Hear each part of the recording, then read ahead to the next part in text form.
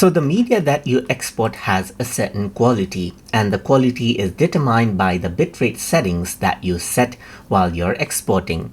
So over here you can see that I have this particular file. So if I were to actually go ahead and click right here, just like this in the preset, then you can see that the export settings opens up. So if I were to go around and scroll down right here, you can see that I'm in the video setting right here. You will be able to see the bitrate right here. So you can see that the target bitrate is 10 megabits per second, Mbps right here. You can go ahead and increase or decrease this out. So the more higher the bitrate is, what you need to understand is that the quality will be higher, but the file size will be higher as well. But if you were to go ahead and decrease it, the quality will be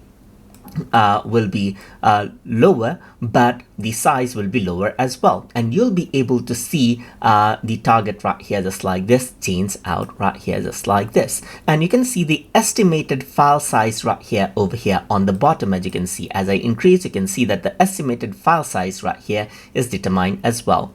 So same goes for the video and audio bitrate as well. So for video, you can go ahead and set a particular bitrate. In audio as well, you can go ahead and choose the bitrate. So you can see that I have the bitrate 320 kbps right here, but if you want a higher bitrate, you can go for 512, or if you want a low file size bitrate, you can go for a lower one right here. But the audio bitrate won't actually change much in the file size.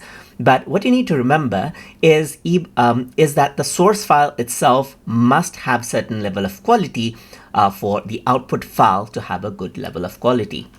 So this is how you can go ahead and change the bitrate settings inside of Adobe Media Encoder. And with the presets right here as well, you can see that certain presets have certain level of bit rates defined over there just like that as well. But you can always go around over here and change it out as you like.